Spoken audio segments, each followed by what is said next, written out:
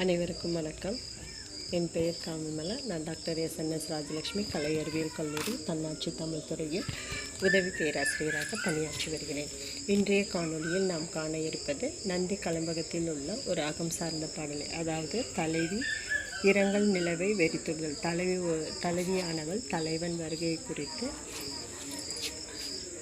நிலவை வெறுத்துரைக்கும் பகுதி பாடப்பகுதியாக அமைந்துள்ளது. நாம் முன்னர் கூறியது போல நந்திவர்மன், அதாவது தெல்லாரி எழுந்த 3ஆம் நந்திவர்மன் பற்றிய செய்திகள் நந்தி கலம்பகத்தின் வழி அறியப்படுகிறது. சிறந்த சொற்சுவை பொற்சுவையோடு கற்பனை வளம் நிறைந்த இந்நூலை பாடியவர் யார் என்பது தெரியவில்லை. நந்திவர்மனிடமிருந்து அரசை கவரும் நோக்கில் அவனது தம்பியால் ஒழுங்கு செய்யப்பட்டு அறம்பாடுதல் முறையில் இந்நூலானது இயற்றப்பட்டது. இந்நூலில் உள்ள பாடல்கள் மற்ற கலம்பக நூல்களைப் போல் இல்லாமல் வரலாற்று நூலாகவே திகழ்வது இந்நூலுக்குரிய ஒரு பெரும் சிறப்பாகும். பாடலை குறித்த செய்திகள். பாடலின் வரிகளை இனி காணலாம். தலைவி இரங்கல் நிலவை வெறித்துரைத்தல் எனும் தலைப்பினை கொண்டு இயற்றப்பட்ட இப்பாடலின் வரிகள் கீழ்காணும் பகுதியில் அமைந்துள்ளன. ஒரு கோமகன் நந்தி உரந்தையர்கோன் உயர்நீள் வளைய துயர் வாழை வலை குறுக்கோடு வயற்பட காவிரியில் குளவும் புயல் கண்டு புகார் மண்ணிலில் பெருங்கோடு நெடுங்கலி சூழ்மயிலை பெருமானது பேரணி நீள்முடிப்போல் தருகோதை நினைந்தயர் வேன் மெலிய தழல் வீசுவதோ குளிர் மாமதியே.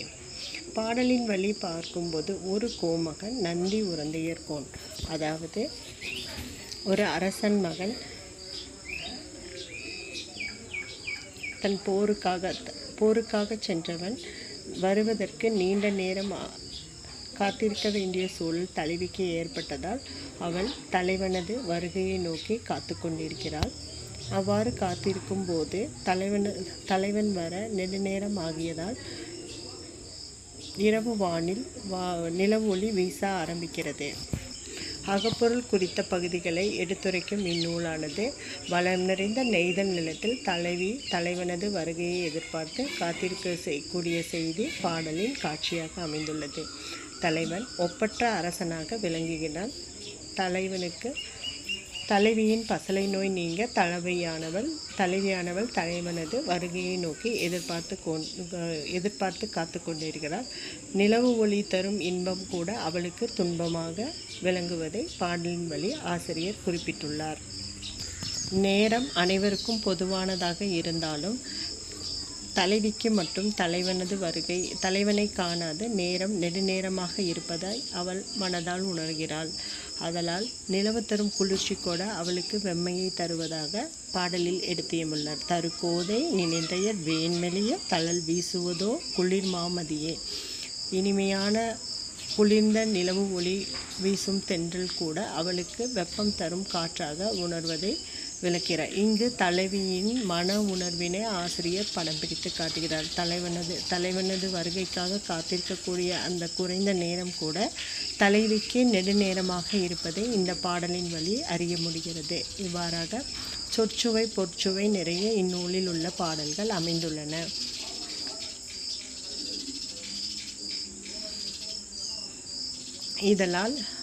இதழால் குறுக்கோடு வயற்படர் காவிரியில் குளவும் புயல் கண்டு புகார் மணலில் எனும் வரிகளில் ஒரு மணல் சூழ்ந்த பகுதியில், அதாவது நெய்தல் நில மணல் சூழ்ந்த பகுதியில் உட்கார்ந்து வயற்படர் காவிரியில் குளவும் புயல் கண்டு புகார் மணலில் பெருங்கோடு நெடுங்கலி சூழ்மயிலை பெருமானது பேரணி நீள்மூடி போல், அதாவது நெய்தல் நில மணலில் உட்கார்ந்து நெய்தல் நில மணற்பரப்பில் உட்கார்ந்து கோடு கிழித்து